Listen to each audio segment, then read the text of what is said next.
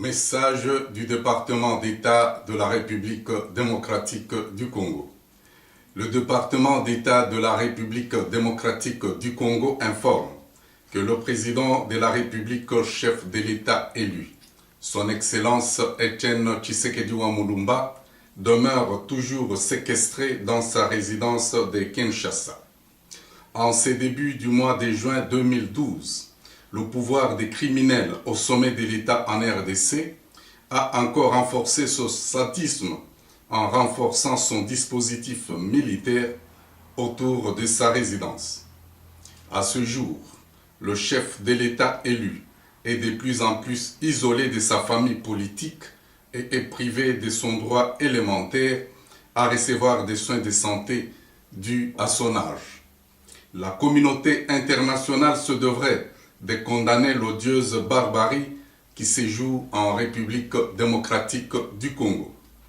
Continuer à garder une indifférence devant la séquestration d'un chef de l'État démocratiquement élu est un acte qui ne peut ni honorer les États qui fréquentent un État voyou, ni la jeunesse qui nous observe pour son avenir.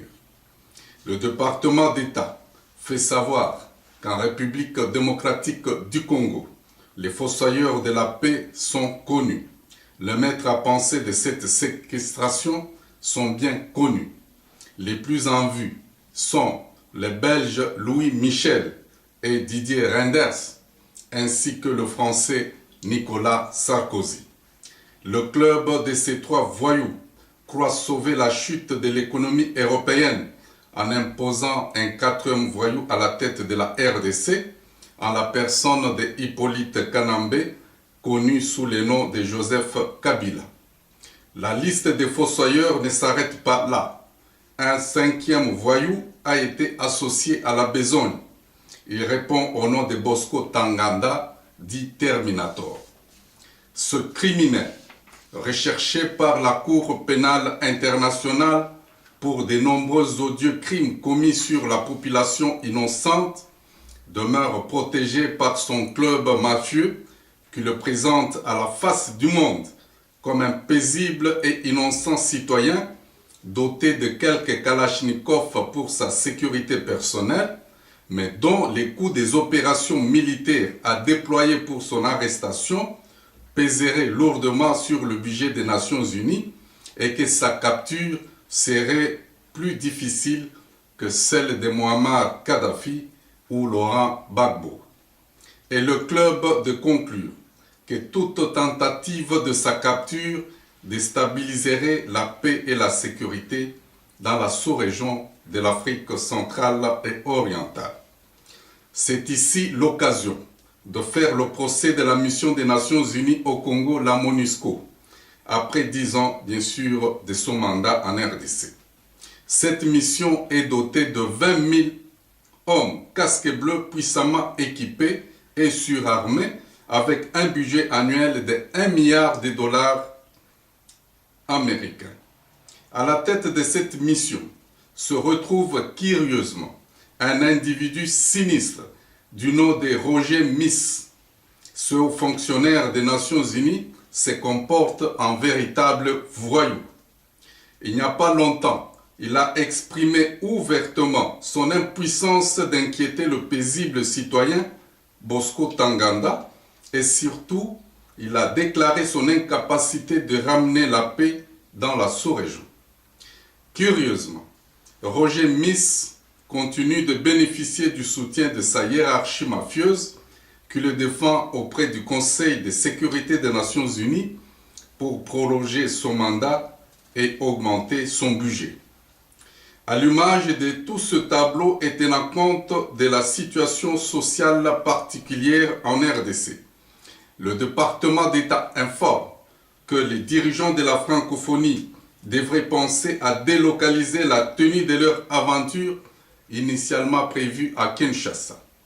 Un appel patriotique est lancé aux Congolais à recevoir à coups de pierre tous les aventuriers de la francophonie qui s'entêteront de faire le déplacement de Kinshasa. Au sujet de la paix et la sécurité dans la sous-région des Grands Lacs, Le département d'État croit que toute concertation des dirigeants illégitimes ne peut que produire des résultats autant illégitimes que dangereuses pour la paix et la sécurité dans la sous-région.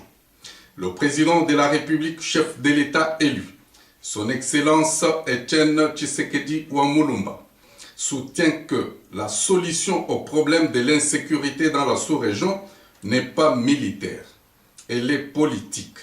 La sécurité et la paix dans la sous-région passent impérativement par la présence de la gestion effective du mécanisme démocratique dans chacun des pays concernés.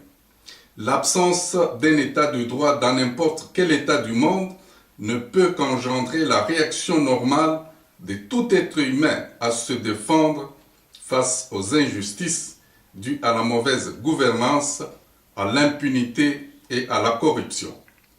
La paix et la sécurité ne seront une réalité dans la sous-région que lorsque tout citoyen ne sera plus contraint en suprême recours à se révolter contre la tyrannie et l'oppression mise en place par des gouvernements de la sous-région.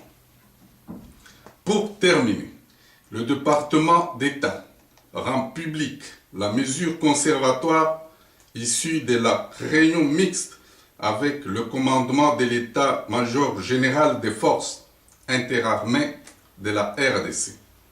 Voici la teneur de la décision. Le département d'État et le commandement de l'état-major général des forces interarmées de la RDC, en concertation, ont conclu ce qui suit. Considérant que le peuple congolais s'est librement prononcé en élisant son président de la République le 28 novembre 2011, en la personne de Etienne Tshisekedi Wamulumba, considérant que la mission des Nations Unies, la MONUSCO, a failli à sa mission de préserver la paix par le mécanisme de protection de la légalité et de la légitimité du pouvoir en RD Congo, attendu qu'il appartient aux Congolais de défendre leurs valeurs républicaines et les principes sacrés et fondamentaux de la démocratie et de l'état de droit, soucieux de contrer l'insécurité sciemment entretenue en RDC par la mafia internationale, insécurité qui prépare le terrain au réseau terroriste de Al-Qaïda. Il a été conclu ce qui suit. 1.